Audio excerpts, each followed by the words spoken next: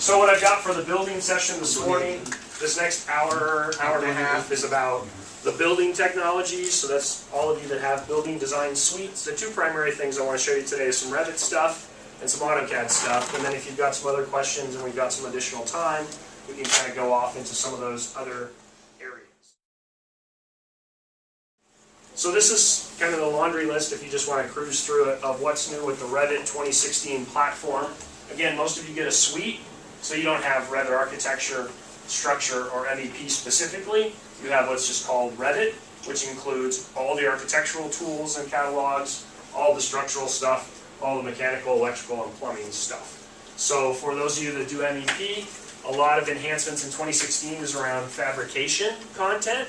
So being a little bit more granular with how you specify the links of various items, how you specify the fittings of various items, either for integrating with Autodesk's fabrication products, if it's a very tightly constructed design and construction relationship, or just for your own modeling use. And then you've got all the architectural, or what they call platform changes. So we're going to run through a bunch of videos to give you an idea about what some of this stuff looks like. All of you are, I believe, on subscription with us typically, and what Autodesk has been doing the last couple of years is releasing like a mid-year release. So for those of you that had Revit 2015 last year, if you paid attention to the emails, if you paid attention to the portal, somewhere along the line they gave you what are called the R2 set of tools like midway through the year. So you didn't have to wait all the way to 2016 for some of this stuff.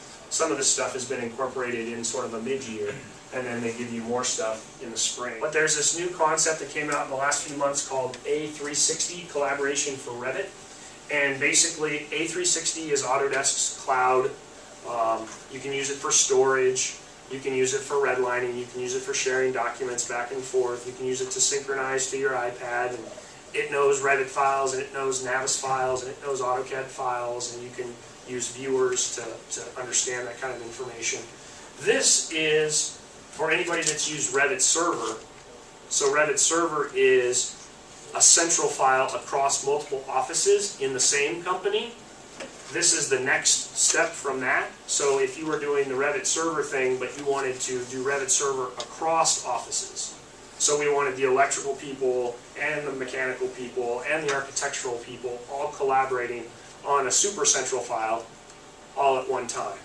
And so for those very integrated scenarios, this is a very new offering from Autodesk that allows you to collaborate in the cloud with a central file across various networks. Alright, so first thing, so if you work in Revit a lot and you get into really complicated 3D views, it's important to have a good graphics card, otherwise this stuff's not going to work anyway. So if you have an approved graphics card and it's capable of doing the hardware, the heavy lifting, then we've got some improvement around some of the navigation. So, you know, a smoother experience when you're panning, zooming, orbiting the model. So I'll just take you to the video real quick and we'll check it out. Navigation during Redraw enables you to navigate the model smoothly and continuously, panning, zooming, and orbiting around the view without waiting for the software to finish drawing elements at each step. To improve performance when navigating a view, use this new option to interrupt the display of model elements as you move through the model. This option is enabled by default. Navigation during Redraw, improving your workflow. So again, it's just a performance thing. Every year we're trying to get you a little bit more with regard to being able to utilize the technology just a little bit easier. Second thing, some of you may have used this command called Rotate Project North, and in the past it didn't really do a nice job of taking the annotation with it. So again, in Revit you can maintain a true north and a project north so that you can work on your building horizontally, vertically, just the way you like to in plans. But then when you go to a site plan, for instance, you have sort of a real world orientation.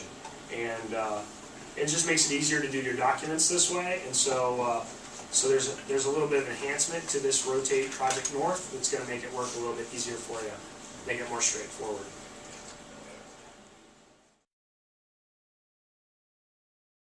In addition to rotating model elements, Rotate Project North also rotates the view-specific detail elements, including text notes, detail lines, filled regions, revision clouds, and more. This tool is enabled for plan views only. Rotate Project North for better documentation. This one I think is pretty handy. You've already assigned a view to a sheet. You're at the view level up in the project browser. Sheets are buried way down here somewhere. And you just want to be able to basically right-click on a view and then take you right to the sheet, right? So this is going to be just a quick way to get access to the sheet where that view actually lives.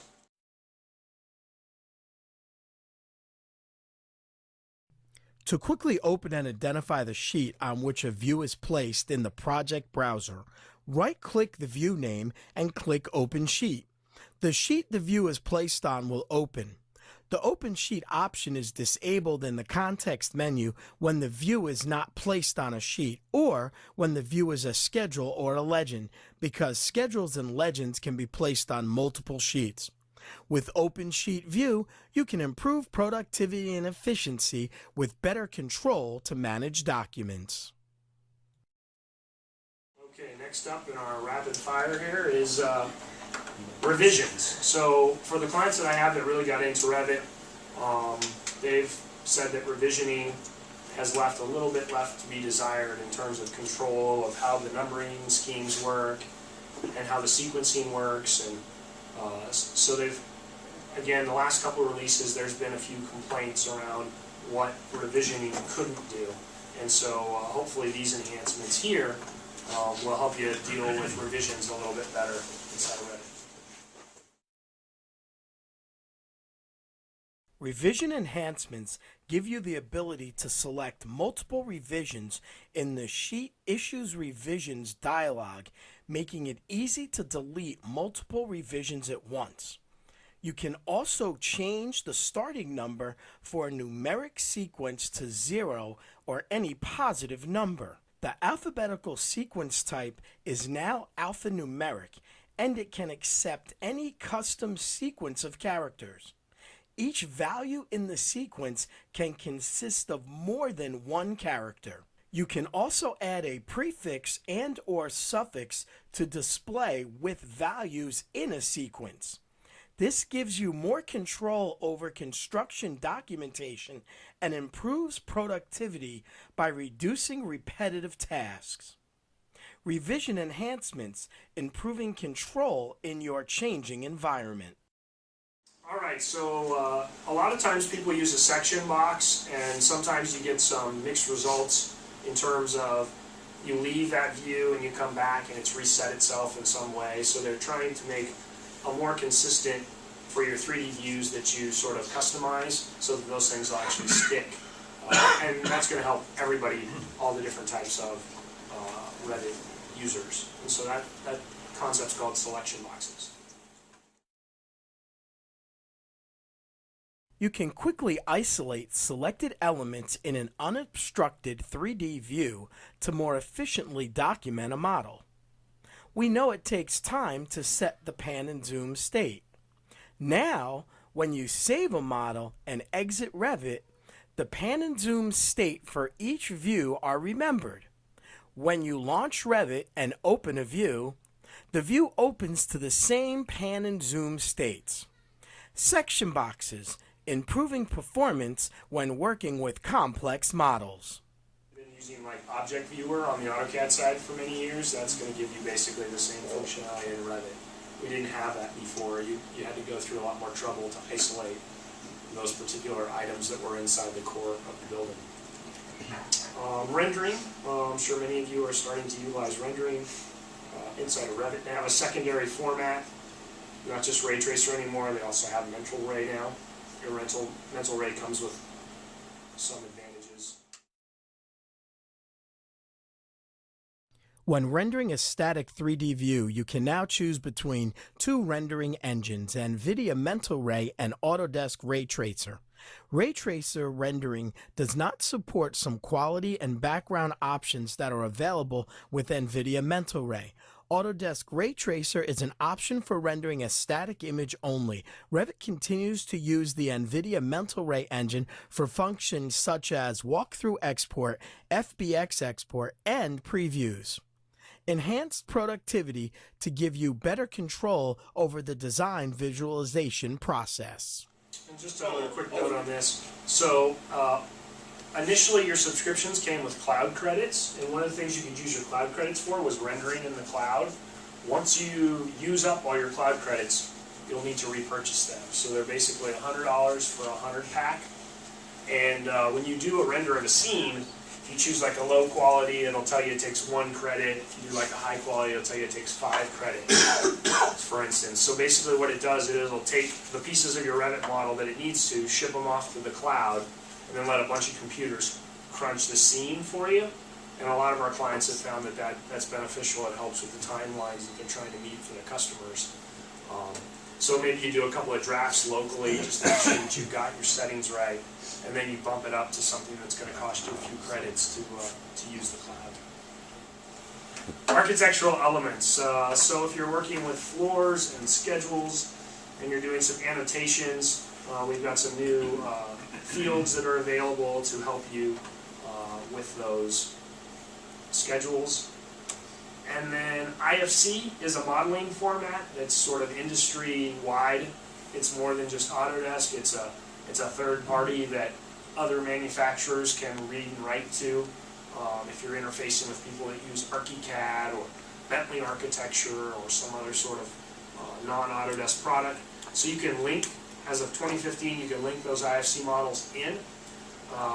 Linking them instead of importing them tends to help a lot on the performance side. And then the idea of IFC is that it understands the wall properties, it understands the room properties, and so that you're able to leverage some of those elements when you bring those into your models. So.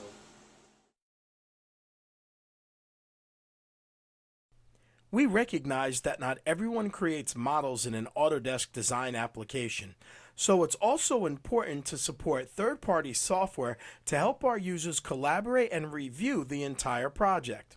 With IFC Links and Rooms, when creating rooms in the host model, you can use many IFC-based elements to define room boundaries. Now, when you link an IFC file to the Revit project, you can add rooms using the IFC model elements. IFC Links and Rooms, better integration for better documentation. And then lastly, on the platform side, there's some additional analysis modes that Revit offers. Again, this is through your subscription. This is web-based. So you have to have an active maintenance subscription or a desktop subscription, and you have to be logged in inside of the product in order to utilize some of these energy modeling capabilities on the Analyze tab. Autodesk Revit 2016 introduces a number of powerful new energy analysis capabilities to help improve your design decisions earlier and more regularly throughout the design process in an easier, more reliable, and cohesive manner than ever before. As you develop your design from concept to detail, you can combine conceptual massings and architectural building elements in a variety of ways. Now in Revit 2016, an accurate energy analytical model will be automatically created and displayed directly in Revit for conceptual massing models, architectural building element models, and even models that include some of these massing models. So inside of Revit, you have a full set of massing tools. I know many of you might use something like SketchUp. You can consume the SketchUp file directly into Revit if you want now, but you could also, instead of starting in SketchUp, you could start inside of Revit. One of the benefits of that is that you could start to turn these faces into real building objects, and you could sort of integrate it into your energy analysis options. Like you see here, when I just have these big open spaces, and then as I start to create actual building elements and I get very detailed over here, it's actually using, for my energy analysis, the walls, the doors, the windows, and their specific properties. Whereas over here, it's more generic, like what kind of construction are you going to use for the exterior walls, what percentage glazing are you going to have, those kinds of things. The energy analytical model can then be analyzed using Autodesk's advanced simulation services in the cloud. The energy analytical model itself is comprised of analytical spaces and analytical surface elements which can be made visible in any Revit view. Each of the different analytical surface types can be viewed together or on their own, all of which greatly assist in validating the quality of the energy analytical model. From the energy analytical model, a large number of DOE 2.2 whole building energy simulations can be run in the cloud via Green Building Studio to provide clear and consistent indicators of energy performance with immediate cause and effect feedback with the energy cost range. The energy analytical model can be exported through Revit's results and compare in a variety of industry standard formats. Autodesk Revit 2016 has powerful new energy analysis capabilities. All right, so for those folks that are in the mechanical, electrical, and plumbing business in the room here today, one of the strides that they've made in Revit 2016 is this idea that I mentioned earlier of fabrication. So Autodesk has these additional tools, CAD MEP, S MEP, and CAM Duct. And so these are tools that are built for turning models into fabricatable models. So again, at that point, we're specifying lengths of duct, lengths of cable tray. We're specifying specific fittings for all the different systems in our building. And typically, these things can communicate out to a machine in a language that it can understand, so that it spools the pipe or bends the sheet metal or what have you. So now, if you're in a process like that and you want to specify more granularly the fitting information inside of Revit, you can do so, and you have these parts, these catalogs to start from.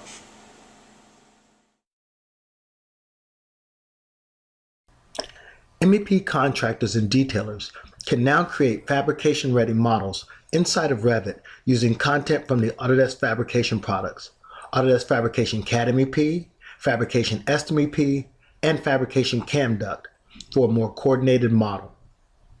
Fabrication components provide detailed connection definitions, more granular control on fitting definitions, and standardized segment lengths, leading to more accurate lengths, quantities, and coordination.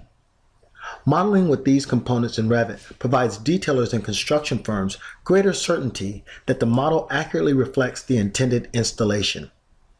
Using the fabrication content on the MEP Fabrication's parts palette, you can add the components by selecting them and using a smart snapping tool easily to connect to mechanical equipment. Adding fittings like the mitered elbow is easy too. You can use the spacebar to rotate it to the correct orientation. You repeat the process until you have routed the duct according to the design.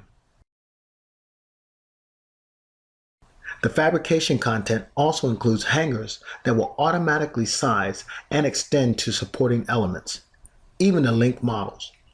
Adjusting the duct elevation will automatically adjust the rod length accordingly. To close the duct in, use the end cap in the fabrication content. In order for parts to join, they must have the same connectors. Revit allows you to change the connector value to match the part you want to connect to. This new functionality enables MEP Level of Detail 400 components to be modeled and coordinated within the Revit environment. Okay, the other part to that is the specification-based approach. So again, the ability to program in exactly what you want the fittings to do, what you want the ducting to do, and have it control the connections and have it control. A lot of this is, helping you to make sure that you're going to match your shop standards. The Duct Part Editor enables you more detailed control over the duct components and allows you to define detailed dimensions of the part and its connectors. Here you can add a squared tap to the fabrication duct segment. Revit allows you to change the length in the Properties palette and place it to both duct segments. Then use the Modify tools in Revit to align the two taps.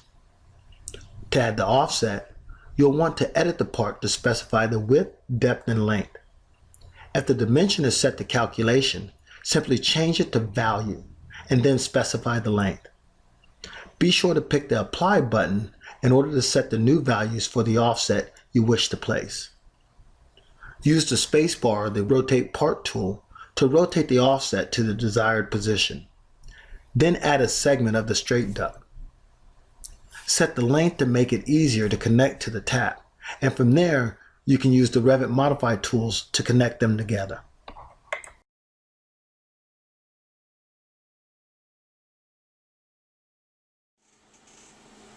A little bit more on this same concept. It's just, again, very down in the weeds, but if you do this type of work, it's very important to have these appropriate connections and these part catalogs available for you so that you can increase the level of detail from a design model to a construction model to eventually a fabricated model.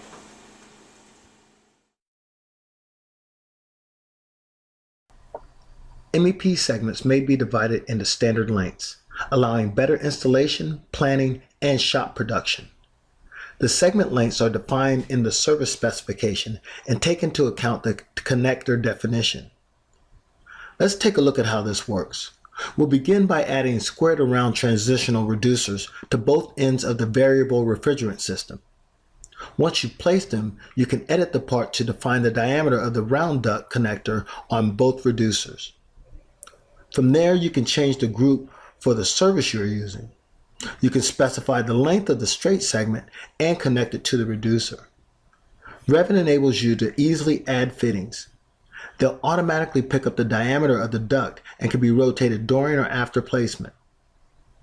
The fabrication components are based on item content from Autodesk Fabrication CAD MEP and MEP.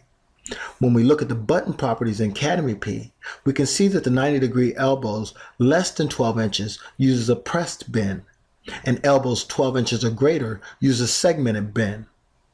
When we add a 12-inch elbow to the larger duct, we can see that Revit uses the segmented bend based on the specifications in CAD MEP. With the fabrication detailing in Revit, you can copy, move, and modify the fabrication parts the same as you do with native Revit content. You can use the grips to modify the duct placement like other Revit components. When stretched, the duct extends as you would expect in Revit. You can use the Optimize Length tool to create segment lengths that can be fabricated. Now notice that a coupling has been added to the duct segment, as is defined in the services, based on the maximum duct length of that specification.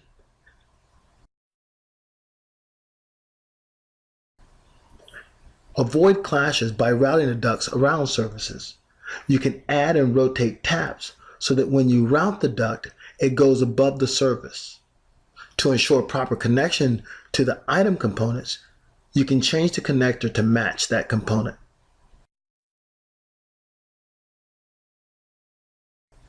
When connecting two ducts on different elevations, you can use the Align tool to make the connection easier. You can add fabrication detail in the section views as well. Now here you can add a 45-degree elbow to each duct segment and then add a 1-foot straight duct segment to it before aligning them. And this makes it easier to connect by using the grips to connect both duct segments into a single branch. Here in the 3D view, you can see how we're able to route the duct around other surfaces, as well as be able to optimize straight duct lengths. This talked about, they mentioned the hangers earlier, automatically adjusting hangers. You can even connect the hangers in a model that's linked into your model. And then we get to electrical. All right, so let's watch this couple of, here's one on pipe.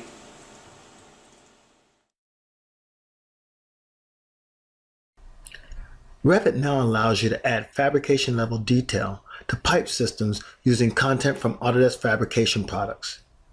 Procured parts, such as pipe fittings, are constrained to realistic dimensions based on their content definitions known as product listed parts, and represents components that may be purchased. When you add a coupling like a flange at the end of a pipe for a welded pipe system, Revit will automatically add another flange when you add a fitting like an elbow.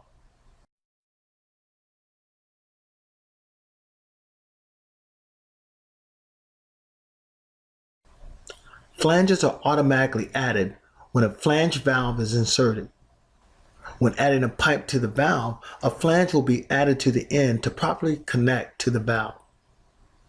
Use Revit tools like Copy to quickly and easily add similar components with the ability to rotate them upon placement or after.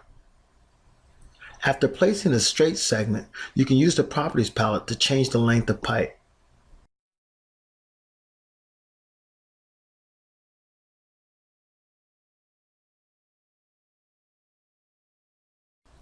The fabrication content also includes hangers for pipes that will automatically size and extend to supporting elements in linked files. Here the hangers are extended to the beam in the linked structural model. Adjusting the pipe elevation will automatically adjust the rod length.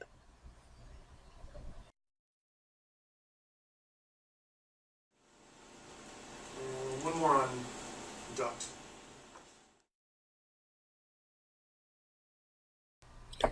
MEP contractors and detailers can now export Fabrication Duct in Revit directly in the Autodesk Fabrication CAM Duct for nesting.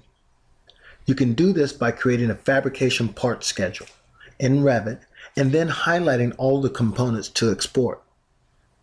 Once you've selected the components, use the Autodesk Revit extension for Autodesk Fabrication tool to save a job file, which is also known as a MAJ file or MAJ. Now open that job file that was created in Fabrication CAM Duct. Once you've opened the job, you can use the automatic nesting tool to automatically generate the nested sheet with all the fittings that need to be fabricated. This capability enables you to go directly from Revit to Fabrication CAM Duct for cutting on a CNC machine. Okay, so then let's talk about electrical. So again, many of what you're seeing from a content perspective for ducting or for plumbing is available to cable trays and some of the other electrical components. And so you can see a few different screenshots there. Here's the cable tray. Electrical patterns from Autodesk Fabrication software provide wireway, bus, and cable tray shape components to enable creation of services with these components. You can model cable tray like wire basket by selecting electrical wire basket as the service and set the group as wire mesh trays.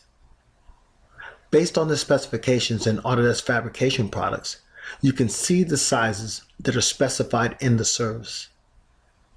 You can also change the size in the Properties or the Edit Part palette. You can add cable tray in section views as well as plan views. And you'll notice that change made in the section view is also shown in the plan view, which is a key strength of Revit and BIM. Using the Revit Modify tools, you can easily make adjustments to the fabrication detailed cable tray. This enables these components to be physically coordinated and accounted for by MEP contractors and detailers. Another thing that they didn't mention in the platform stuff for Revit is what you might have noticed in Revit. If you do a camera view, you can basically in that view you can't really make any sort of changes to any sort of objects. You can't pick anything, you can't move anything. So now in 2016 you can't do a full function inside of a camera view, but there are limited capabilities that you can actually work inside of a camera where you couldn't do anything before. So this is more about level of detail. Again, design models got one level of detail, construction models got a better level of detail, eventually fabrication it's got another level of detail. Again, talking about getting this stuff into the fabrication products, maybe getting these things directly to the shop floor in some capacity. Also to be able to do some costing, because many of you are still estimating the projects and managing some of the costs as you go. MEP contractors and detailers can now model fabrication detailed electrical busways and other electrical components in Revit. Using the item content from Autodesk Fabrication CAD MEP and Fabrication MEP, you can add busways by setting the service to electrical busway and the group to busway. You can add straight, horizontal, or vertical bends to route the busway. Place the electrical parts in any view, as it'll show up in every view. And with smart snapping, you can easily connect straight busway with the bends to lay out the service. There are also hangers for busways that will automatically size and extend to supporting elements in linked models. Adjusting the busway elevation will automatically adjust the rod lengths accordingly.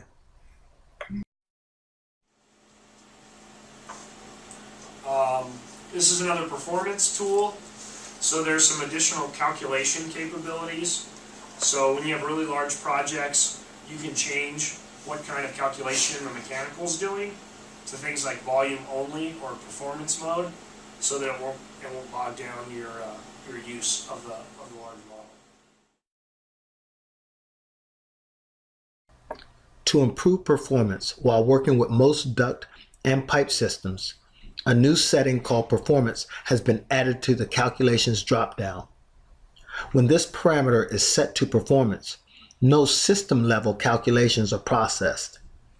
When it's set to None, the system still maintains the logical sections in the system. To improve performance while working with large fire protection, vent, and other classification system types, a new setting called Volume Only has been added to the Calculations dropdown. When the Calculations parameter is set to None, the volume parameter is not computed. And when the Calculations parameter is set to Volume Only, the volume parameter is calculated. Upgraded projects will have the calculation parameter set to Volume Only for existing systems in which the calculation parameter was set to None. Now, these new settings will help you improve model performance when working with large projects. And then improve snapping behavior. So snap filters and help you to not snap to things that are basically behind or below or in the back of a particular view. So I think everybody would benefit from this one.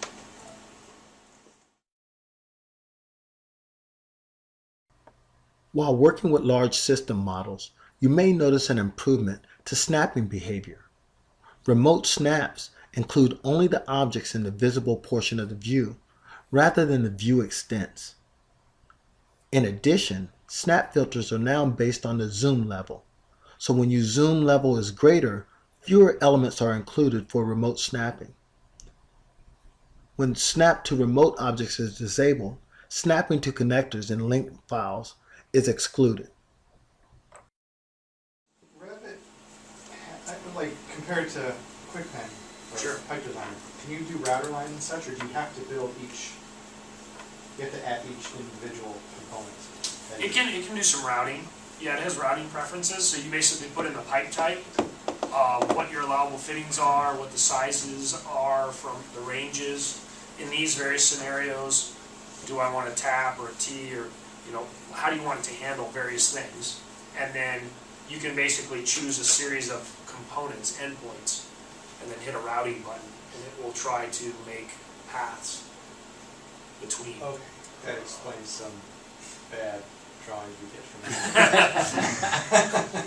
Is that what they're doing? They're just hitting the button? Sometimes it's like, it looks like you just said, here, I need to go from here to here, and it went all over the place. But you can see that you can manually route it yourself to have more control over it. Right. I mean, normally though, you want to just do a routing, but I need to go this way.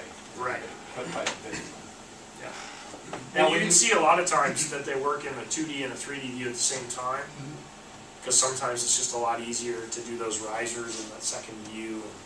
Sure. Yeah. The fittings Now, and when stuff. you import the specific manufacturer models, does it go into a database? I mean, because it was saying when you put in a valve, it puts in a flange, but how does it know that it needs a flange? Do you need to tell it that? You tell it through the system what some of your connection types are. So are the databases already set up, or is it something you would have to build No, they're already there. through the specific manufacturers? Correct. On the topic of routing, though, Yeah. and speaking to pipe and conduit too, Yep. we saw in Duct that it was able to segment the lengths of Duct. Is it able to do that now with conduit and pipe as well? Yes. And so you can route a whole path, and then you can And then click tell on it that to path break- and tell it to To cut break it it into up, and then 10-foot it'll throw in sections. those couplings or connectors. I like that. And then there's AutoCAD 2016. All right, so here's some of the things that they focused on: designing, documentation, the ability to customize it and connect. They want workflows across your desktop application, the cloud, and your mobile. Here's some of the things they focused on in the last several releases. Last year it was reality capture, which was some of that point cloud inside of AutoCAD stuff. The year before it was live maps. So for those of you that are not historically mappers, the ability to bring in a Bing map to show your client where exactly that building is going to go onto that site is a really easy thing to do now without having to mess with coordinate systems or anything like that. So this release, they worked on the experience, and they did some stuff with smart dimensioning.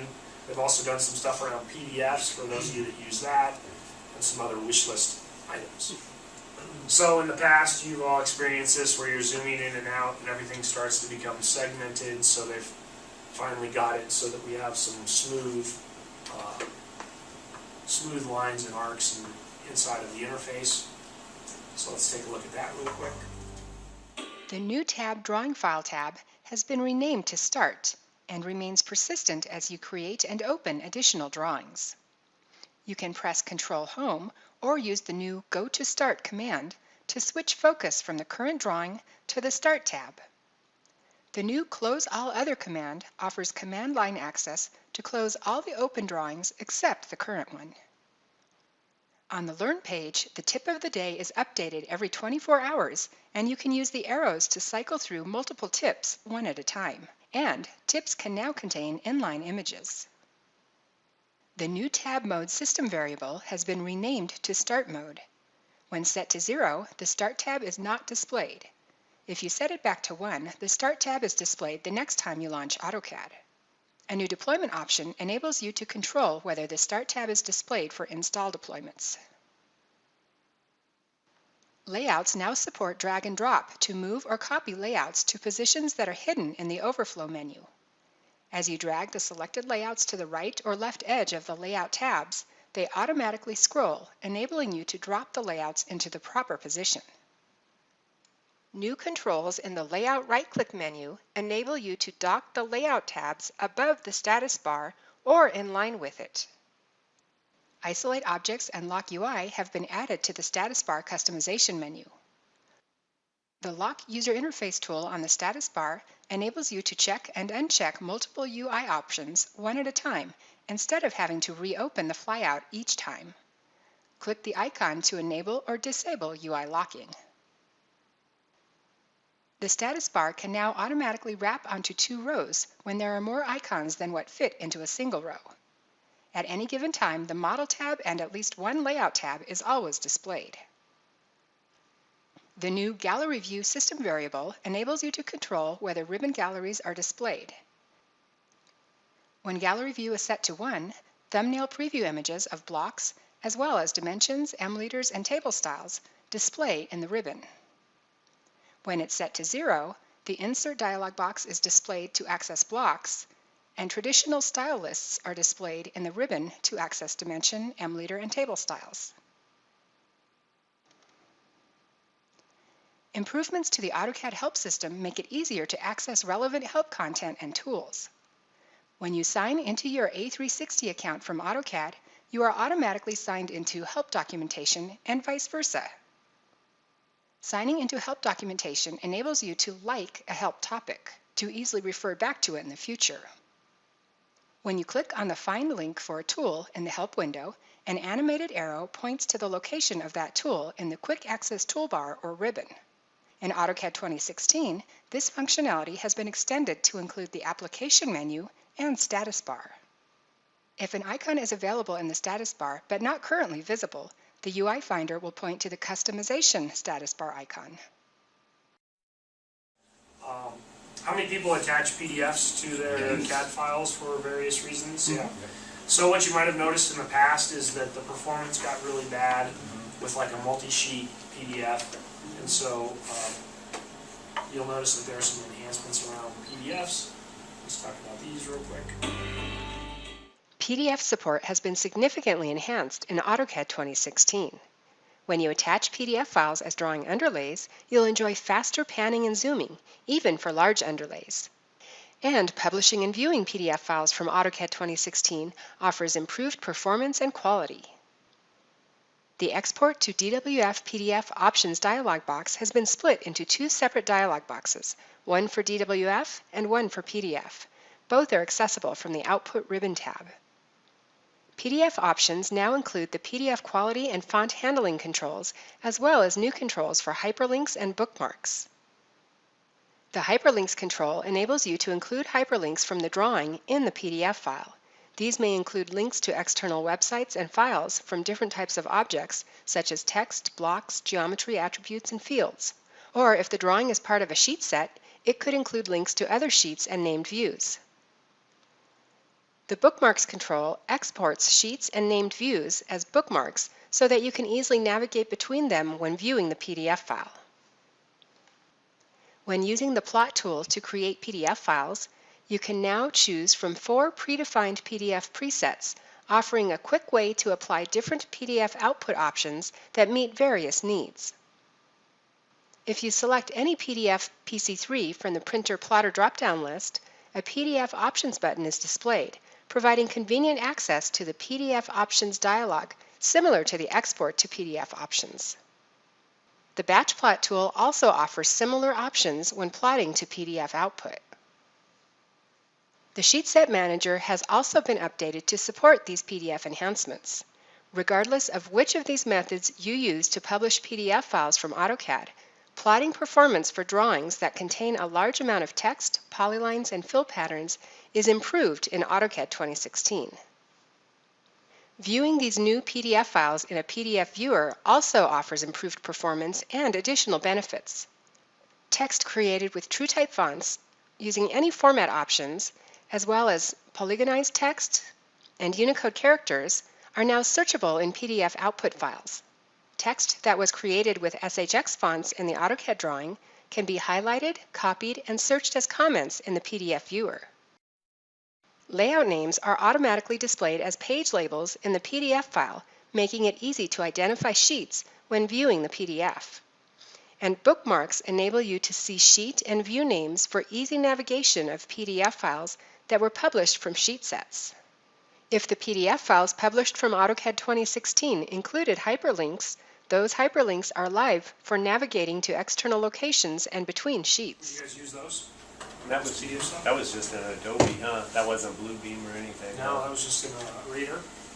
And you saw there were like those 4 different types. So there's like, if you need a high quality PDF, if you need like the smallest possible PDF, if you need one that's better for mobile and web, so that you got those different starting points and then you can kind of customize from there.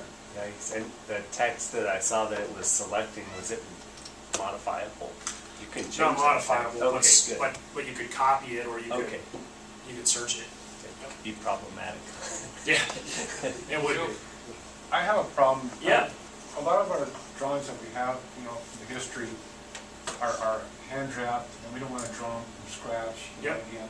Is there a way to now embed a TIFF file so that it don't have to go, you know, because with our new doc view we're going to be getting, Yeah. it doesn't understand it. So if we brought up the AutoCAD drawing, the TIFF would be missing. Yeah, with the design suites, they all come with raster design. That's Yeah. usually the easiest way to attach, if you have a scanned TIFF. Attach the scanned TIFF, and then you only need to remove the portions of the TIFF file that you're modifying.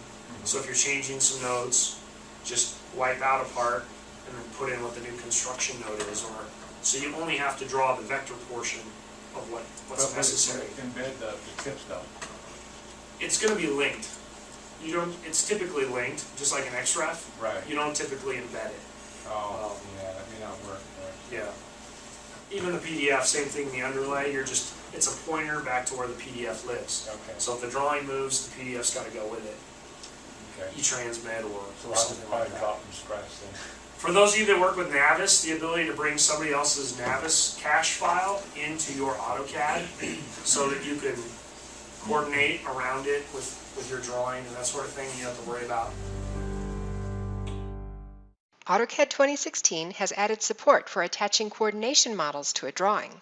A coordination model is a model used for virtual coordination of various trades through the pre-construction and construction phases of a project. You can attach Navisworks files to your AutoCAD drawings, enabling you to reuse data from a greater variety of sources. The process is simple and familiar because you use the same tools that you use to attach other reference files. You can use the Attach tool or the External References Manager. The new option for Attach Coordination Model is displayed in the list of supported reference files. Navisworks cache and document files are included in the supported file types. You can specify typical options, including path type, insertion point, scale, and rotation, as well as display options that are specific to Navisworks files. If your current drawing is part of a Navisworks coordination model, you can avoid duplication of geometry by deselecting the option to show current drawing geometry in the model. You can also automatically zoom to the coordination model within the drawing. With the Navisworks file attached, you can create, view, and edit the current AutoCAD drawing within the context of the model. Selecting the model displays the Contextual Coordination Model ribbon tab, where you can control the color and opacity fading to visually differentiate between the drawing geometry and attached coordination models. Color fading controls the amount of black blended onto the coordination models, and opacity fading controls the amount of transparency. Additional controls on the Coordination Model ribbon tab provide easy access to 3D navigation tools. That'd be nice, yeah. That's an NWC file. Or a D. Or a NWD D. as well. Oh, wow. And if the NWD is published for like the entire Right. job, then they say use that uncheck so that it doesn't give you your stuff back because you'd already contributed your stuff. Right. You don't want it in the way because you're trying to make sure your stuff goes around everybody else's. That is a time and resource saver, for sure. Good, good. This is the point cloud stuff. So they added it last release. They're continuing to add new ways to get information out of the cloud, snap to the cloud, trying to help you get return on investment when you use laser scanning, whether it's in a topo scenario or whether it's in more of a building application. AutoCAD 2016 offers significant enhancements to make working with point clouds easier and more efficient.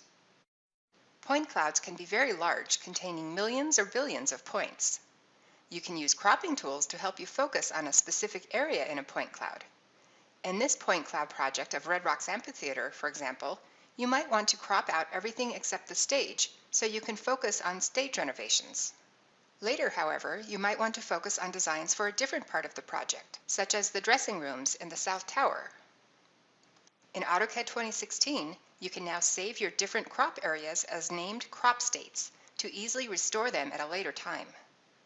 Crop states maintain the cropping boundary of the point cloud as well as the visibility of scans and regions that are displayed in the Point Cloud Manager when the crop state is created. Point clouds now support section planes. A new section plane drop-down control has been added to the Point Cloud Contextual ribbon tab. It enables you to create section objects for the selected point cloud for different orthogonal orientations or by specifying points. If you use the 2-point option, AutoCAD will automatically detect planar faces on the point cloud model, enabling you to easily align the section plane to the model. With the section plane created, you can use typical section plane tools to specify the type and location of the point cloud section. Creating a thin slice enables you to better visualize what the section through the point cloud at that location looks like. And using the new Extract Section Lines tool, you can actually generate geometry from the point cloud section. After selecting the point cloud from which to extract section lines, a dialog box enables you to adjust the section line extraction settings. Use the Preview Result control to see the result and make desired changes before committing to the section lines. After pressing Create, a progress meter displays on the status bar while processing the points. The time to process depends on the number of points analyzed. If you choose to preview the results, you can modify the settings to quickly see alternate results without having to reprocess all the data. When you're happy with the results, you can accept them to complete the operation. Now we have true AutoCAD geometry generated from an accurate point cloud to begin redesigning the stage structure. It can sometimes be difficult to see drawing geometry since it can be obscured by the point cloud. To help address this, point clouds now support transparency. You can set transparency in the Properties palette and from the Point Cloud ribbon tab when a point cloud is selected. To further aid in creating AutoCAD geometry from a point cloud, Dynamic UCS now supports point clouds. Simply ensure Dynamic UCS is turned on and all point cloud object snaps are turned off. If an attached point cloud file includes segmentation data, you can begin drawing on the face of that point cloud without having to manually change the UCS. As you pass the cursor over different faces, the UCS automatically aligns with them, allowing you to focus on your design and not the design tools. 3D object snaps in AutoCAD 2016 have been significantly enhanced to support point clouds to further aid in creating AutoCAD geometry from accurate point cloud data. New point cloud object snaps assist in snapping to edges, corners, and center lines, just to name a few. Using the nearest to edge object snap, you can snap to the edge of two intersecting planes, making it easy, for example, to draw a line along the edge of a wall. The corner object snap is similar, but it detects the corner of three intersecting planes, enabling you to snap to the corners of the objects. The centerline object snap detects cylindrical shapes, such as pipes, or in this case, the curved wall. By drawing a centerline for the existing curved wall, as well as the previous line we created at the edge of the building, we can use AutoCAD's 3D modeling tools to begin developing a design that complements and integrates with the existing conditions. The powerful combination of robust point cloud and 3D modeling functionality in AutoCAD 2016 enables you to accurately build on existing conditions, providing a jump start to your designs. Seems like it functions there fluidly. When point clouds first came out, it was so heavy. Yeah, you're right. There was a limited amount of points that we could take initially, and then even then, if you had the level turned up, it was pretty choppy. And now, I think we went from 3 different object snaps to about 7 or 8. Oh, yeah. Gives you, and the fact that it's highlighting to show you what you're about to get makes a big difference in actually determining where you click. Automatically give you the appropriate dimension based on the geometry that you select. The dim command is significantly enhanced in AutoCAD 2016 and is now accessible from the Annotate ribbon tab. Next to it, you'll find a new dimension layer control. Dimensions created using the dim command are automatically placed on the specified layer. If an appropriate dimension layer doesn't currently exist in the drawing, you can quickly create one and apply it to the dim command using the new dim layer system variable. Options within the dim command are now displayed at the command line and in the right-click menu, eliminating the need for you to remember which options are available and how to enter them. However, even the need to specify dimension options is significantly reduced in AutoCAD 2016. Now the dim command automatically creates appropriate dimensions based on the type of objects you select. For example, if you hover the cursor over a linear object, a preview of an appropriate horizontal, vertical, or aligned dimension is displayed. After selecting the object, you can either place the dimension or hover the cursor over another non-parallel linear object to preview and place an angular dimension. If you hover the cursor over a circle or an arc object, a preview of a diametric or radial dimension is displayed, and the command prompt offers relevant options, including the ability to switch between radius and diameter. Arc objects include the additional option to create an angular dimension. If you attempt to create a dimension that overlaps with other similar dimensions, a cursor menu offers options to automatically move, break up, or replace the existing dimension, in addition to simply placing the new dimension on top of the existing ones without affecting them. The dim command further simplifies creating dimensions by eliminating prompts to modify the dimension text and angle. Instead, the default values are automatically applied. These options are available from the command line and right-click menus if you choose to change them. When using the baseline or continue options, you are automatically prompted to select the first extension line origin. Regardless of which type of dimension you create, the dim command remains active, enabling you to easily place additional dimensions until you exit the command. When editing dimension text, a width sizing control is displayed above the text, enabling you to specify the width for text wrapping. This was the number 8 Augie wishlist request. To address the number 5 Augie wishlist request, a new text frame property has been added to mText objects, enabling you to create a border around the text. The number 2 Augie wishlist request has been granted with the addition of a new geometric center object snap. It's accessible by entering GCE at the command line, as well as from typical OSNAP controls, including the Drafting Settings dialog box, status bar, and contextual menus. Now you can easily snap to the geometric center of polygons and closed polylines. A new object tracking glyph distinguishes the center object snap from other object snaps that display the traditional plus glyph. The isometric line grid now updates when you change the isoplane via the isometric drafting status bar control, as well as with the F5 toggle. When you move or copy a large number of objects in the 2D wireframe visual style in AutoCAD 2016, the Move preview is generated quickly. After fully regenerating in one location, you can move it freely around the display without lagging. Property preview performance has also been enhanced in AutoCAD 2016. For example, when you want to preview color changes for a large selection set, you can move your cursor freely on the Properties palette or ribbon controls to preview the change without lag. With hardware acceleration turned on in AutoCAD 2016, the Selection Effect color can be customized by clicking on the Selection Effect color dropdown on the Selection tab of the Options dialog box.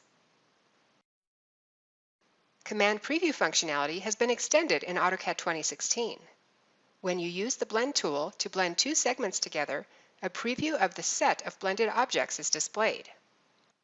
The Erase tool grays out the objects that will be erased, helping you visualize the results. The Scale tool grays out the selected geometry while offering a more visible preview of the resulting geometry. Similar command preview functionality is also applied to the Stretch and Rotate tools, enabling you to see the results in context with the original geometry. In AutoCAD 2016, Xref layers are displayed as gray text since objects on those layers cannot be edited. A new system variable in AutoCAD 2016, however, does enable you to override the display of Xref layers. When set to 0, the new Xref override system variable provides traditional Xref layer behavior. For example, if the object colors in an Xref are set to by layer, you can change the Xref layer color in the parent drawing, but you cannot change the layer color for any objects that are not set to by layer. If you set the new Xref override system variable to 1, however, when you change the Xref color in the parent drawing, all the objects on that layer will honor that color, regardless of their individual color. So the system variables, so things like file DIA, command DIA, things that have to do with layer evaluation, you can set those in there and it'll monitor those. And if for some reason the system changes them, it'll let you know, and then you can change them back. Just a couple of things here. We talked about the AutoCAD Design Suite versus just the standard AutoCAD, having raster design, 3ds Max, there's AutoCAD LT, different differentiation. This is some of the new stuff compared to the previous versions that you may be running currently. You will get a message if you open up a DWG that got exported out of somebody else's system, just as a way to let you know that it's not an authentic Autodesk created DWG. If you hadn't heard already, Autodesk is starting to offer desktop subscription. That's basically a rental model. So if you have to add a new person this year and you don't want to spend $5,000 to $10,000 for a brand new seat of software, you can go on what's called a term license. So you can rent that software for a quarter or a year or a couple of years. The difference is when you don't renew it, it turns off, it shuts down. Versus when you buy and then you don't renew your maintenance, you can still run that version for as long as you're able to physically capably run that version. But it's a good option for temporary staff interns, people that you're not sure if they're going to stay after the project. It's a good way to build the cost potentially into the project if it's something new that you have to venture off into that you've not historically purchased or maintained. Again, that's the difference between the two. Even though it's a subscription desktop, it's still the same exact desktop software. It installs the same way, it activates the same way, it runs the same way on your machine, just like you're using products today. We talked about A360 for looking at your designs. There's an AutoCAD 360 app for your mobile or your tablets. Investigate that if you haven't taken a look at that already. These are your maintenance subscription benefits, getting access to the latest release, getting the cloud benefits, being able to run previous versions of the software, being able to install it in a secondary location like on a laptop or at home, and being able to get web-based support through Autodesk. This hour or so was geared to be towards the civil application, the infrastructure market. So the primary tools that we use are Civil 3D. Obviously inside of there is a lot of AutoCAD functionality, so those are kind of the two things that I sort of wanted to focus on for the group. Also, in your suites that you get these days, there's a product called Infraworks that does some really cool stuff. Infraworks LT is actually what they're calling it now, the one that comes with the suite. And then they have an Infraworks 360 that you can buy above and beyond the suite, and they're continuing to develop more modules for different functionality for that. All right, so here's kind of the areas of which the Civil 3D enhancements for the 2016 release are. User experience, exchanging data, project management, detailing out the design, and then the production drafting. So the first area, the UI, and I did mention this in the AutoCAD presentation earlier, Autodesk decided not to change the DWG format for 2016.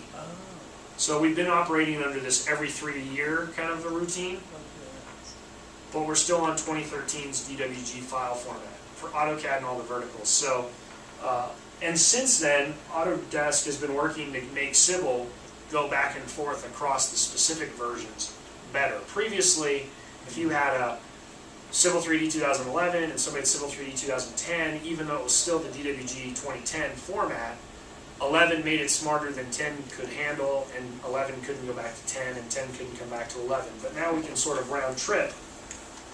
Even though there's functionality and objects maybe in these newer versions that weren't in these older versions, the team can go back and forth across that DWG format and be okay. Through the Xref Manager, we can go ahead and attach in a coordination model. And the coordination model would work for the Navis scenario as well as the glue scenario. And then we can do some better work with some point clouds as well. First we'll take a look at the coordination scenario. A Navis file that came from another discipline.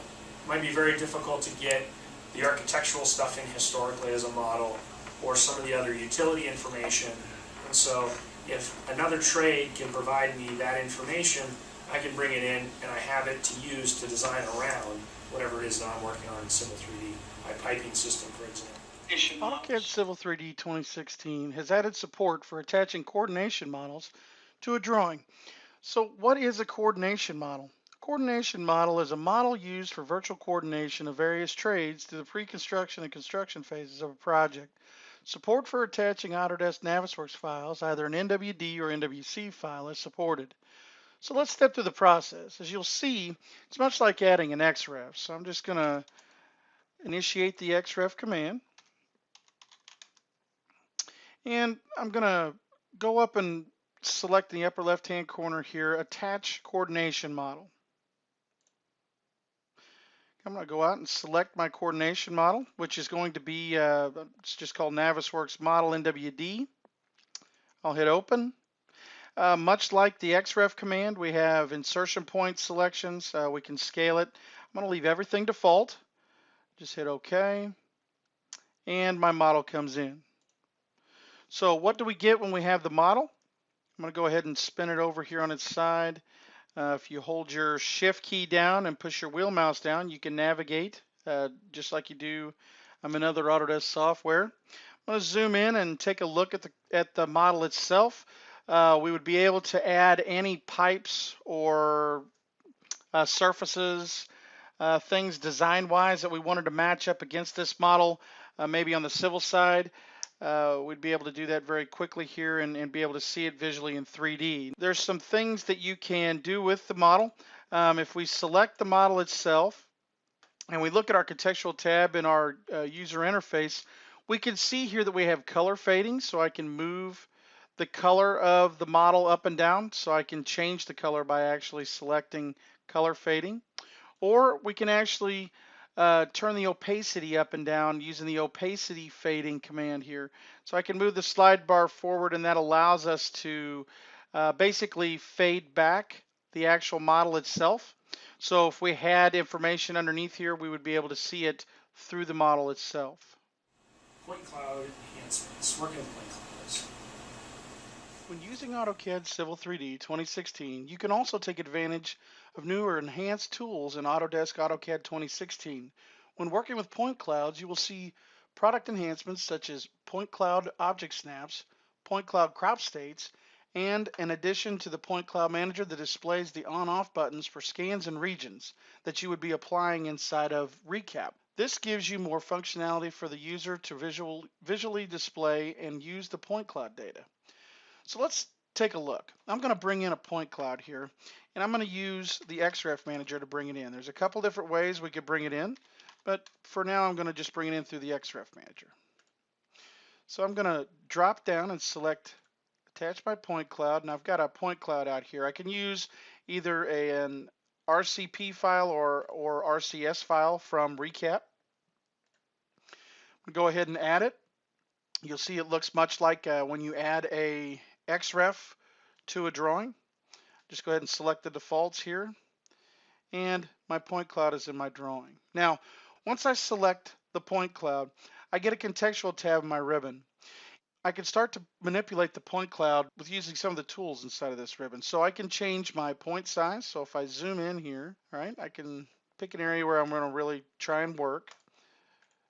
And I can grab point size here, and I can move that up and down. So that would change the point size. So if there was a grouping of points that wasn't near this tight, then you might increase the size of the points so that you can see them a little bit better. In this particular case, this cloud, there's a lot of points, so I'm not going to need to do that. I can actually change the level of detail.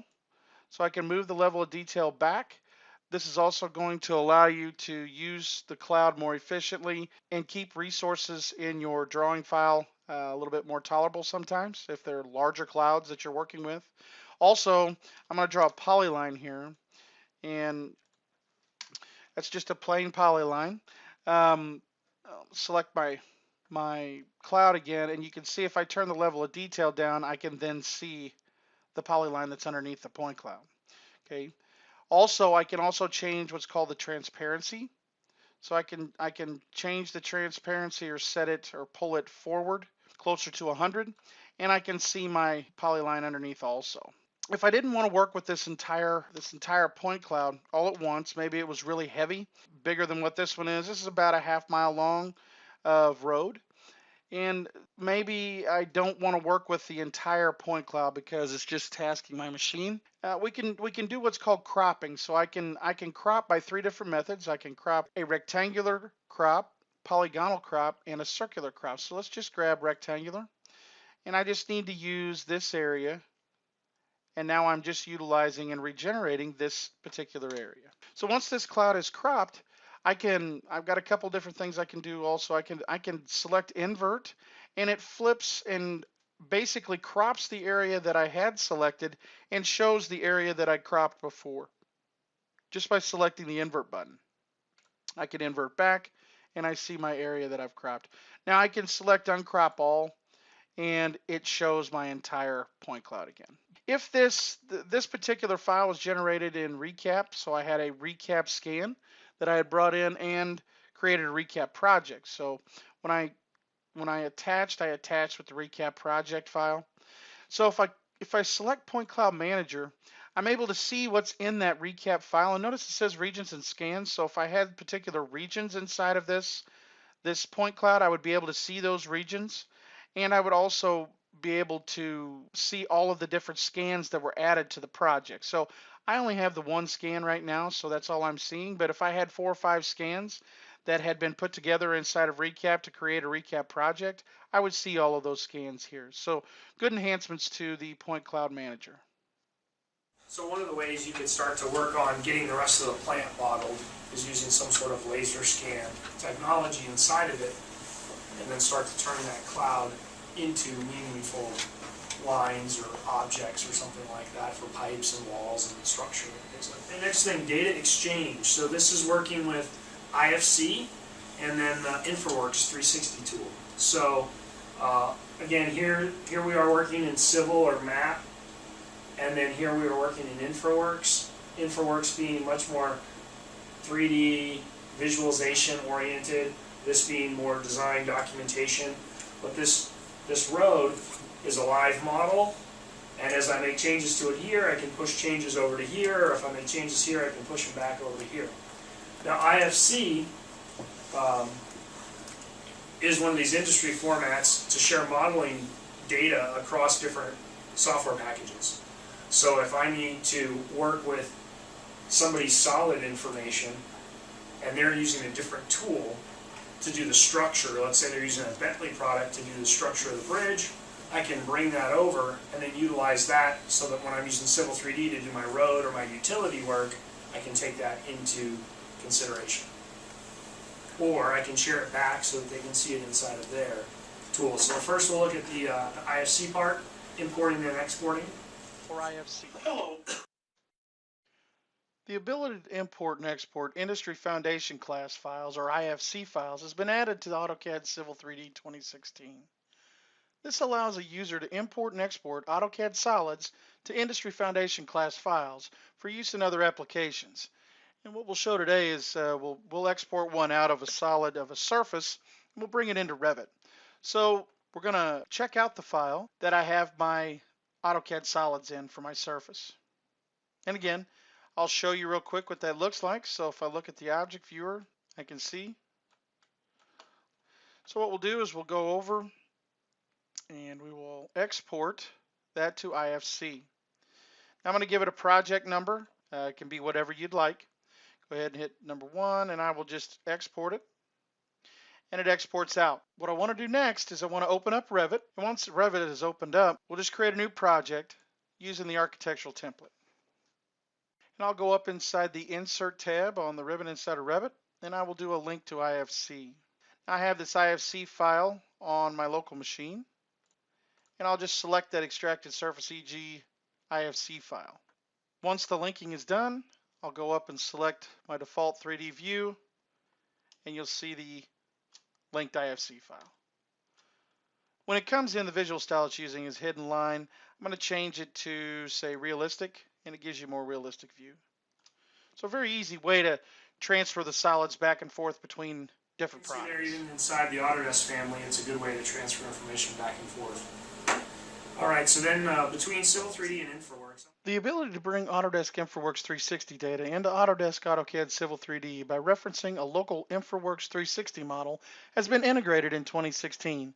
The feature has been enhanced with the ability to bring Autodesk Infraworks 360 bridges into AutoCAD Civil 3D as 3D solids. It can be made up of CAD information, GIS information.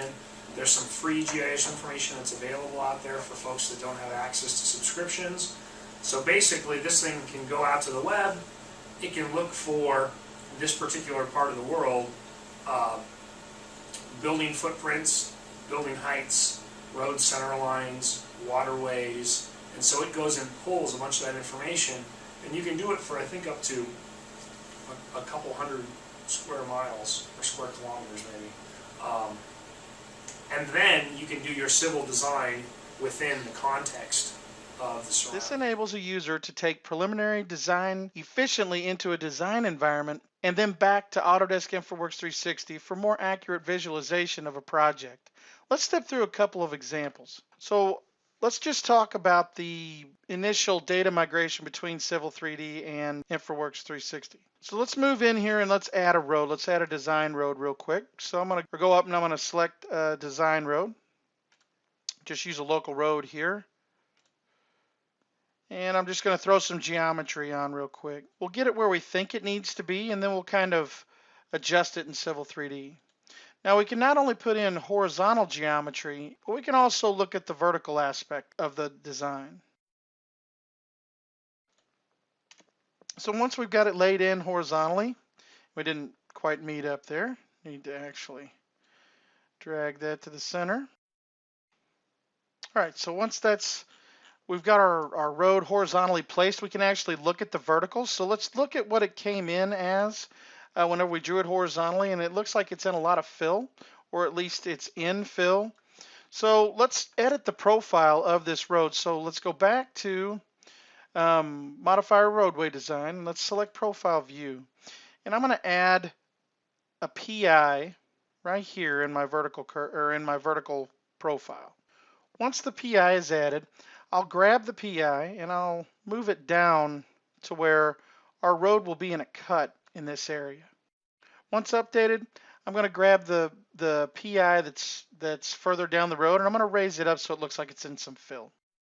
Now these are PIs, so I'm not going to add a vertical curve at this time. I'm going to do that in Civil 3D when we migrate the data across. So what we do is go ahead and close Infraworks, and we will open Civil 3D. Once Civil 3D is open, we will go right up to the Insert tab on the ribbon, and we will select Open an Infraworks 360 model. We have the ability to select the actual SQL database file or the actual model itself, the Infraworks files, to bring them into Civil 3D. So let's go out and select that model. What it's going to do is it's going to ask us for a coordinate system. So we have to be sure that our Infraworks model is set to a coordinate system, and it's set right here at California 83 2F. Okay, and I'm going to actually tell it I just want a certain area. So I'm going to hit select area here, and it's going to go out and show me the Bing map of the entire Infraworks model. Once that's there, I can actually pick just what I want to see. So I'm just going to pick this area right here. In doing that, I've selected my area. I'm now also able to refine down a selection set. So here's everything that's inside of that rectangle. So I've got all the different planning roads, design roads, intersections, things of that nature, coverages. I'm going to keep it pretty simple. I'm going to leave the surfaces. I'm going to take off the planning roads, not bring any of those in. I'm only going to bring in one road. That's my 51 is my design road. Take out the intersections for right now, and I'll take off the coverages and the water areas. I hit OK, and then I'll hit Open Model. That may not seem like we brought in much, but we're just going to bring in what we want to use and modify, just for now. So I'm going to turn off my map, and you can see that I have grading and some coverage areas and some surfaces that are here. So what I'm going to do is throw the profile out here so you can see it.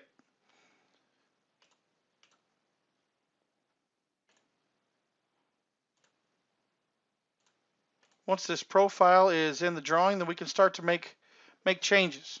We could change the horizontal location of the curve, so I could select that curve and I could make it a longer curve, and it updates. I could actually grab the PI and move the position of the PI of the curve, and it updates. Okay, and let's go ahead and we'll make this curve a little bit bigger.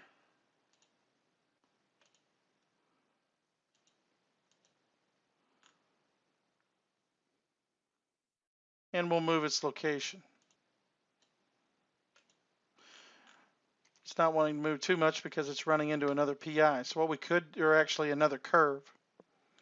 So after we've made our modifications, we need to make for the horizontal, we need to make sure our vertical looks like what we want. So I'm going to grab this blue line right here. This blue line is my vertical profile. I know that by looking at my contextual tab and my ribbon. It's profile 51. So first thing I want to do is I'm going to bring and kind of widen out that vertical curve a little bit. I'm going to do the same thing on the other end. And then I'm going to grab the PI here and I'm going to bring it closer down to the existing ground. It doesn't need to have that much fill. All right, and we'll do the same thing here. We'll bring this back up. We don't need to have that much cut. Matter of fact, Yeah, we'll just bring that to here. We have to be sure that since we moved our horizontal alignment that the end of our profile is touching, so I'm just going to grab it and move it out to the end. I'll double check the beginning, make sure of that also.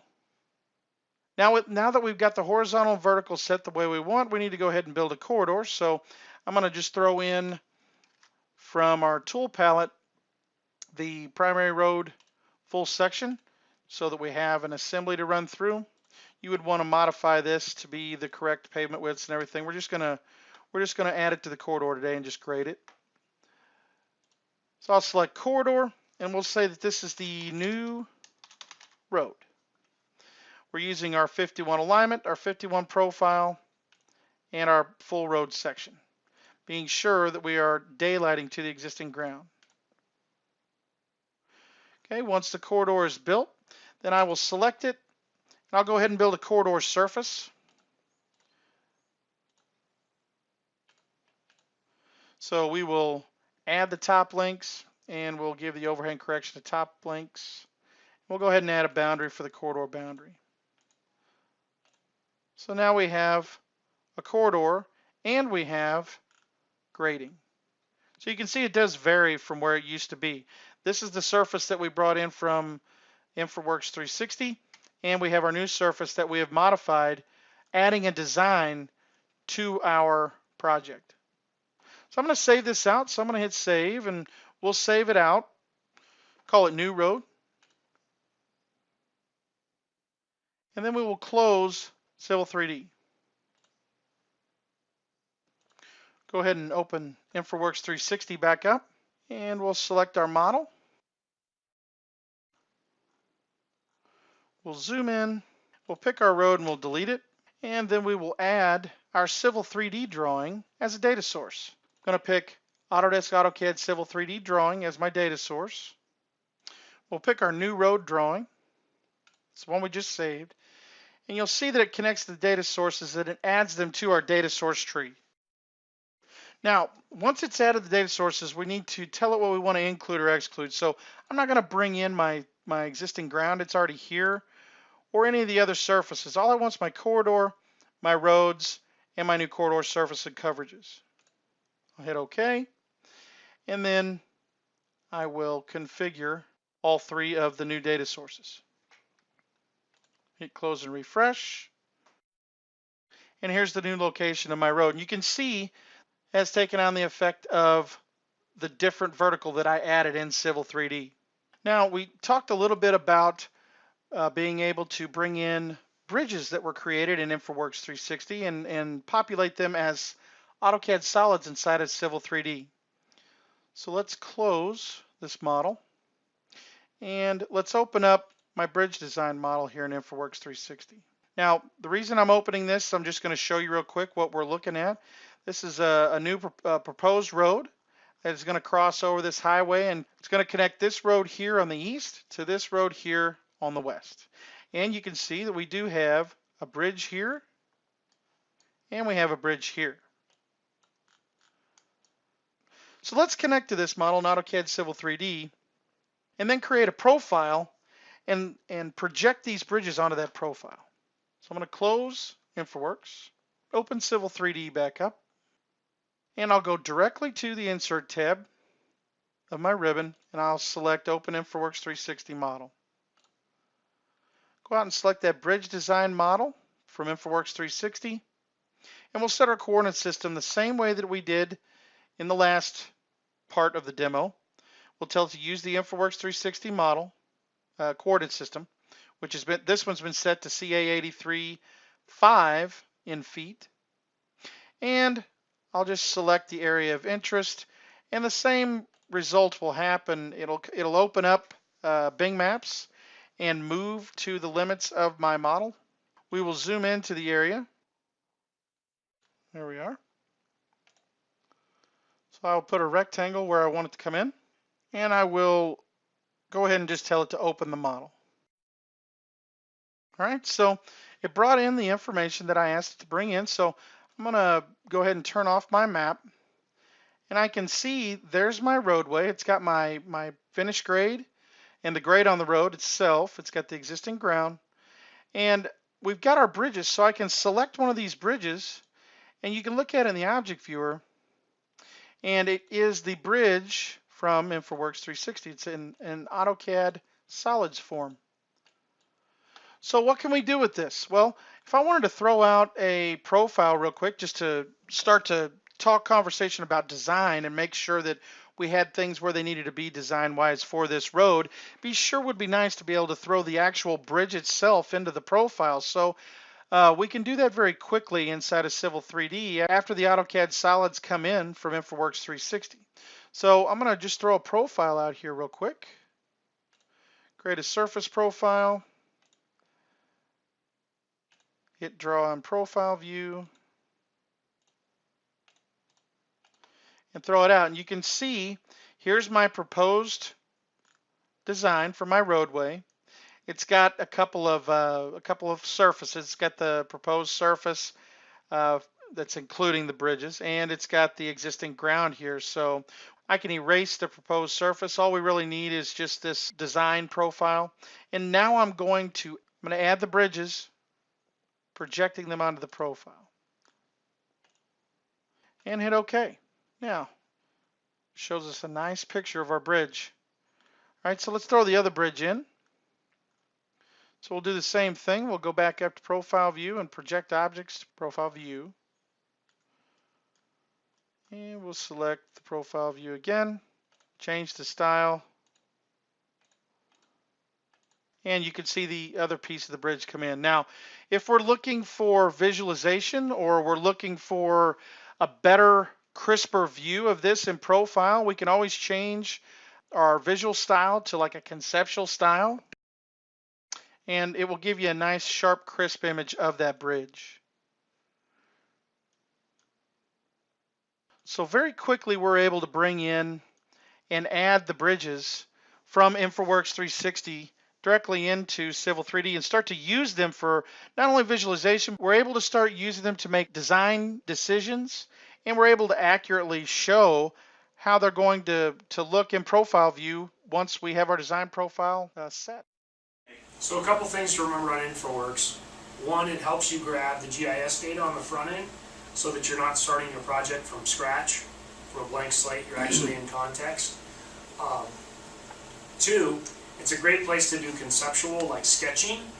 Imagine how much time you'd have to put into creating that alignment or creating that profile when the customer at that point hasn't really decided if they want it over here or if they want it over there. Tying into that road, that intersection, takes a lot of time on the design side. It takes very little time. And that stuff can be rule-based as you work through Infraworks. So a great place to sketch. And then when you get to a point where you can't go any further, all that information or a subset of that information can go over to your design tool, Civil 3D. You can work through the design in there. And then if you need to do some presentations, some videos or some visualizations, some screenshots after the fact, you can push that design, that finished stuff, back in, and then you can get out a lot of different things. Project management. So a lot of people use Windows Explorer for project management. Somebody says, Joe, I need an option B. So I go in and I save the CAD file as Joe option B, and then I start doing my thing.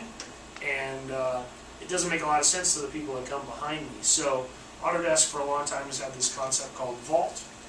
And Vault Professional allows you to work with object data inside of projects as well as drawings, and it's basically like a database. It's a check-in, check-out. It does routing. It can be combined with Buzzsaw to get the external team involved, but this is primarily a behind-the-firewall solution for just better data management of the various projects. If the project hasn't gotten to a certain point yet, then these group of people can't edit it. It's still under the control of these type of people. So we'll show you a little bit of what they're adding to some of the project management capability with Vault. We've had customers ask for flexibility on where project data is stored in Autodesk Vault Professional. Users can now organize your project objects within subfolders. These subfolders are displayed in Prospector if they contain a project object. So let me give you an example. If I go over here in my tool space, I can look here at my Vault projects. I have an example subdivision project that I've got two different phases of subdivisions. So what I want to do is I want to break up my alignments for my roads, and I want to have phase 1 alignments and phase 2 alignments so that I can keep them separate. Okay, so I'm going to check out my phase 1 drawing, and I'm going to create an alignment for a road, and I'm just going to call it Road A. So I'll go up and I'll select alignment from objects, and let's call it Road A phase 1. That way we can tell what's going on here. So I'm going to leave everything else pretty much default and hit OK. Now, again, this is phase 1, so I'm going to hit save, and I'm going to go ahead and check this into the vault. So I'll check it in. So once it's checked in, then I'll need to go ahead and open up the Vault Explorer. So I'm going to select the Vault Explorer. I'm going to create a folder underneath my centerline alignments that's called phase 1 and move that alignment into it. So we didn't have this ability before, but again, this is one of the new features in Vault Professional 2016. So I'm going to grab my example subdivision project, and I'll drill down to where I can see my alignments, and I'm going to select centerline alignments. You can see that Road A phase 1 alignment. So I'm simply going to right click and hit new folder, and I'm going to go ahead and call this phase 1. You can name this whatever you would like. Call it phase 1. Let's go ahead and create a phase 2. That way we already have it. And I'm going to grab out of that centerline alignments folder, I'm going to grab my phase 1 alignment that I built for Road A and drop it into phase 1. All right. So now if I go back to centerline alignments, all I see here in the Vault Explorer is just this phase 1 and phase 2 folder. So I'm going to go ahead and go back over here to Civil 3D, and you can see that that's not really how it's set up and shown here under projects for the Vault in the Prospector tab. So what I need to do is I need to refresh my project. So if I grab my project, I select my project, and I go up and I hit refresh. Then now you can see under centerline alignments, I have a phase 1 folder. Now, I don't have a phase 2 folder because until I put something in the folder, it won't recognize it as being there. So you can see I've got my alignment. So let's do this. Let's add one more alignment, but let's do this in phase 2. So I'm going to check out my phase 2 portion of my subdivision, and let's create an alignment here on this road. Let's just call it Road A phase 2. Again, we'll hold most of the defaults here, and it generates my alignment. I'll go ahead and check it into the vault. Hit next and go ahead and select my alignment. Notice that it is the phase 2 alignment. It will be added, and it adds it to my project. So you can see right now under centerline alignments, I've got a phase 1 folder in my phase 1 alignment, and then I've just got a phase 2 alignment, but it's not in a folder. It's not separated out. So let's jump back over to our Vault Explorer, and I'm going to actually go up and refresh, and you'll see that it populates here underneath centerline alignments. I'll select it, drop it into phase 2, and now it's separated out into my phase folders for my alignments. I'm going to go ahead and jump back to Civil 3D, and we simply select our project, hit our refresh button, and now our directory tree shows up as it should. We can see phase 1, Road A phase 1, phase 2, Road A phase 2. Now this can be done for not only alignments, but it can be done for surfaces, pipe networks, pressure networks, so on and so forth. Whatever project data you can add into the Vault from Civil 3D. It's a great way to keep things separated per project or per phase, or however, it just gives you a better way of separating your project data out. Now, something else that's a new feature inside of Autodesk Vault Professional 2016 and the interaction between it and Civil 3D is the fact that you can now create references to objects from any project. Okay, so I actually have a phase 2 here, so I'm going to leave my my current project set to my example subdivision vault. I'm going to open, or actually check out, that phase 2 drawing again. All right, and then you'll see that I don't have any topo or anything shown on my phase 2 because this they haven't shot it yet, or they may not be going back out to shoot it because we might have gotten it in phase 1. So I have a totally separate project that's inside of my vault here.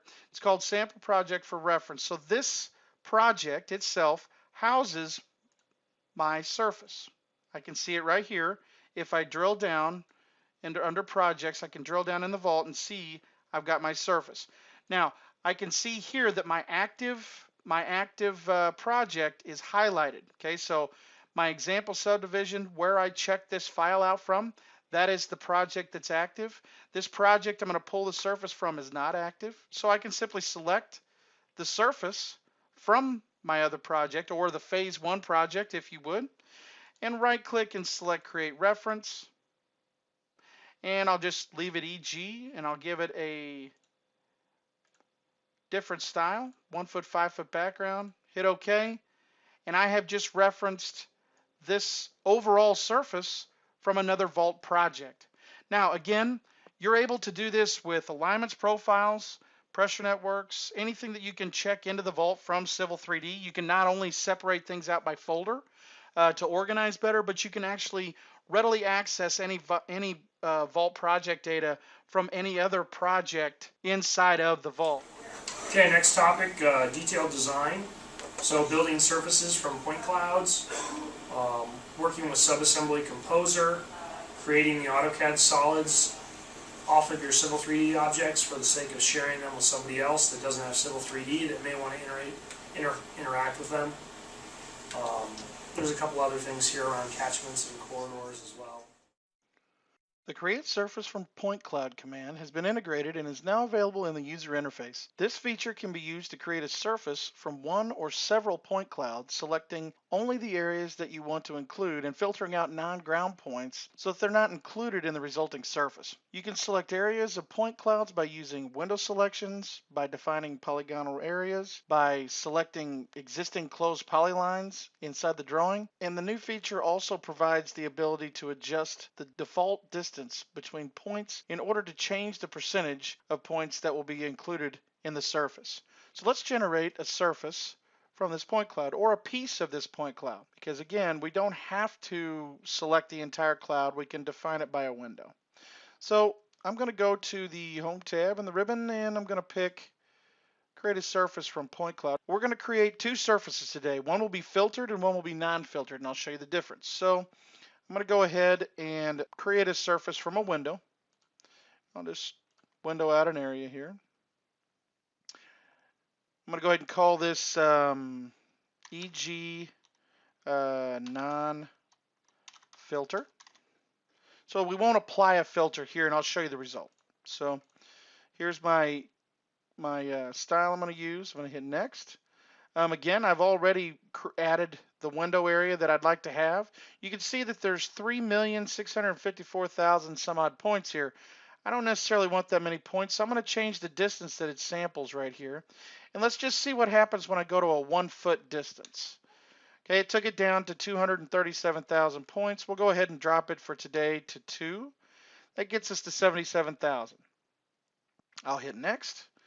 Now, the first surface, like I said a minute ago, we're gonna create as a no filter. So it's not going to filter out any of the points. So we should be able to see anything that stands up vertically inside the point cloud, like a tree or car or some road signage or anything like that. So I'm going to go ahead and select Create Surface, and it processes the surface in the background. I'll go ahead and hit Close, and it will tell me when it's done.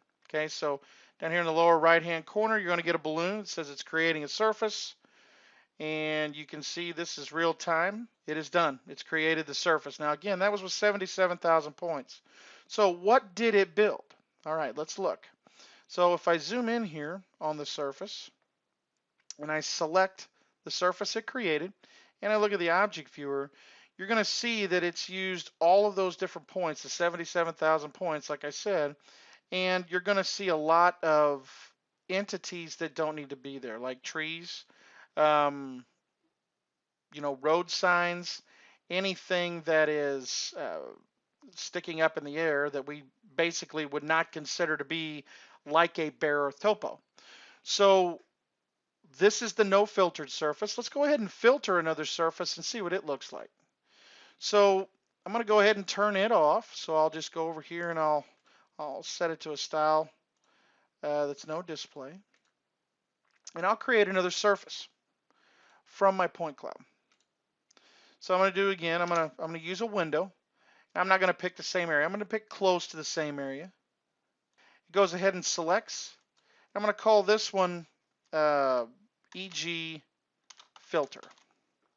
And again, we'll give it the same style that we did before. And I'll go ahead and filter it the exact same way. So before we had, again, I didn't pick exactly the same area. We could have. I could have actually told it right here I wanted to select a polygon or a polyline that was in the drawing, so we would have had the exact area that we would be working with for both surfaces. But it's about the same amount of points. So I'm just going to go ahead and select here, and I'm going to give it 2. Now, the total number of points before was 77,000. In this particular case, it's 69,000, and that's again because my selection varied just a little bit. Go ahead and hit next. We're going to go ahead and do a filter method of the cringing interpolation. As you can see from the image here, you can see that it's going to take out some of those points that might not necessarily be ground points. Hit create surface, and we'll tell it to close because it's going to go ahead and create the surface. Again, your balloon comes up in the lower right hand corner, and it does take just a little bit to generate this surface. And there you go, the surface is generated. You can see create surface from point cloud. I can pick here, it says click here to zoom, and it'll zoom into that surface. And again, let's take a look at it 3D and see what it gave us. So if I look at it in my object viewer, you can see this surface is going to be a little bit more palatable. It doesn't have the trees or any of the non-ground points or most of the non-ground points. So you can see that the surface is actually smoother, and we can start to pull information from this surface. So again, think about LiDAR and think about point clouds that you have access to. We can generate surfaces very quickly from that. And again, we generated that surface from 69,000 points. So let's go ahead and pull an alignment and profile, or actually just do a quick profile. So I'll run a polyline underneath here. And again, you're not going to be able to see it just because the point cloud is sitting on top of it. But we have tools that we can fix that. So I can actually grab the point cloud here, and I could take my level of detail. Since it's built, I could take it down to about a 5. And then I'd be able to select my entity underneath. So I'm going to grab that line and just show you in a quick profile. We'll go ahead and use both. I'll show both. Hit OK. Actually, I'm going to change to full grid. And here's a profile of both. So you can see in the profile view, I've got both of my surfaces in there. So there's where like some of the agencies in town have actually got LiDAR data for a stretch of right-of-way, and they're willing to give it on the front end to the engineer to basically be able to extract what information out of it would be valuable to them, and then they expect you to go back and sort of do some supplemental survey of the area. Any questions on that stuff? All right, so that's the surface from a point cloud. Let's take a look at creating the AutoCAD from solids. The ability to create AutoCAD solids from 10 surfaces, pipe networks, and pressure networks has been integrated into AutoCAD Civil 3D's user interface in 2016. We can create solids from surfaces, for example, and utilize the created solid data in other Autodesk products for visual analysis. So let's walk through how to build a solid. So I'm going to check out a drawing here to create a solid from a surface that I've got inside of this drawing. So I will check out my solids drawing. And the solid that we're going to create is, we're going to create one for the existing ground surface. We've got several surfaces in this drawing that we could create solids for, and to utilize them in several different ways in other softwares. But for now, we're just going to create one for the existing ground. So I'm going to select the existing ground and go ahead and turn on the surface so I can select it easily. Wouldn't have to necessarily do this, but it's just something I like to do. So I'm going to select that surface, and I will extract solids from that surface. So as you can see, Our surface is already selected here as EG. I'm just going to go with a depth and give it a thickness or a depth of 10 units. And I'm going to output to a drawing file, a new drawing file called extracted surface EG. Last thing I want to do is change the color, so I can actually colorize these surfaces or whatever you're trying to extract as a solid. I hit create solid. Now let's open up what it gave us. I'm going to open up the file that we just exported out. And if I select that solid and look at it in my object viewer, you can see that it is a solid of the surface. So it does have the thickness that I gave it. I gave it a 10 unit thickness. We could have given a thickness if we wanted to represent something a little bit thicker, we could have, no problem. So let's open Navisworks and see how it looks when it comes into Navisworks. That would be one of the pieces of software that we might want to bring this surface into, or this solid into, that we just generated from the surface. So if we simply open Navisworks, run up to append, and we append this drawing to our session in Navisworks, we can see very quickly, if we zoom extents, we can see our surface. And I can start to pan around a little bit and start to look at things. So again, we've got other surfaces in that drawing. We could start building solids from those individual surfaces. We could use the surfaces as clash detection, things of that nature in Navisworks. And that's just one type of use that we could utilize this extracted solid for. Production drafting, so a couple of things around labeling pipes inside of profile views. Ability to stack those pipes and those labels and kind of spread them out a little bit. So it just helps you on the drafting side so that you don't have to mess with it as much. And then let's look at the pipe labeling real quick. Users can now label the locations and profile views where pipes and pressure pipes cross an alignment. You can also label the locations and section views where pressure pipes cross a sample line. New properties are available in the Label Style Composer dialog box to support these label types. So let's take a look. You'll see we've got a profile here on the right. I'm gonna zoom into an area here where we've got some crossings. So I'm gonna zoom in, and we've got a crossing of a storm pipe and a sewer pipe, and then over here to the right we've got a water line. So I'm gonna do a couple things.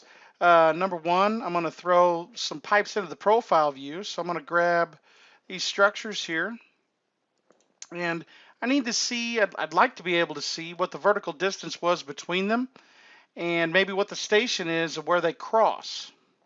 So let's just grab those pipes, and for right now I'll draw those in the profile view. I'll pick my profile view. Now our water is not crossing our pipe, so I'm going to go ahead and just delete the water for now. So we got a crossing pipe right here that I'd like to kind of focus on. So this pipe here, I'm going to go ahead and get rid of this one so it'll clear it up.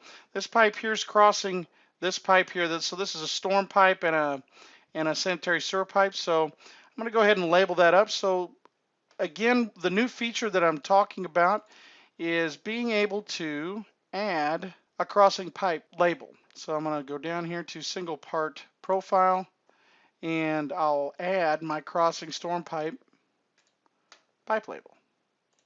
Okay, now I've got my annotation scale just a little bit small. Let's bump it up to 40. So right there you can see, if I grab it and pull it out so that it's out to the side there, it gives us the station where it crosses the alignment, and it gives us the pipe top elevation and the pipe bottom elevation. Now I can label this pipe underneath also the sewer pipe. Just do the same thing, hit add, and go ahead and select it. And then you can see where it crosses the center line alignment at station 7 plus 2390, and it gives us the pipe top elevation and pipe bottom. Now, if we're trying to see if we've got minimum clearance or meeting the minimum clearance requirements, we can take the bottom elevation or the bottom of the pipe on the pipe above and look at the top of the pipe on the pipe below. You can see if you had the vertical clearance that the code was specifying that you needed. Now we can not only add these labels in profile, but we can add them in a section. So let's look at that. Let's go up and just add a section view real quick. And this is a pretty busy area here where we pulled those pipes before. So let's just throw that out there. So let's go ahead and add a sample line. We'll do it off of the center line alignment here. Go ahead and select the defaults. And I'm just going to pick, and I'm going to pick right here where it's crossing that sewer and the storm. We'll go 50 foot right, 50 foot left, and it gives me my sample line. So I'm going to throw a section view out there of that station. And I'll shrink up my annotation scale again so it doesn't look out of whack. And you can see all of the pipes. So we got storm pipes here on both sides. We've got a sewer pipe and we've got our water. So if I was to grab and label this pipe here, I could go up into, or I could go up and select annotate, and I can go down to pipe network and add my pipe network labels. We'll go ahead and select standard for our pipe label style and hit add, and I'll select my pipe. And it tells me that the top elevation is at 1225.59 and the bottom elevation is at 1223.09. Now this is the top of the pipe outside and this is the bottom of the pipe outside. And again, we could do the same thing with our pipe here. Now you can add the station to that. It's just all in the style there. We can also label the pressure pipe. So you had the water main over here on the right that was running down the right side of the road. So we can label that too. And this is new in profile view. So I'm going to add pressure pipe labels. Let's do a single part section. Just leave it standard. We've got that set up the way we want. Again, it's just a style and it gives us our top and our bottom. So I think these are great additions to the labels. Customers have been asking for these, and now they have those labels to use in their plan set. That's what we had for you today, and thank you very much for spending the morning with us, and hope you guys go back and download your 2016 and start to tinker with it and let us know how we can help you. Thank you. Thanks, Joe. Okay.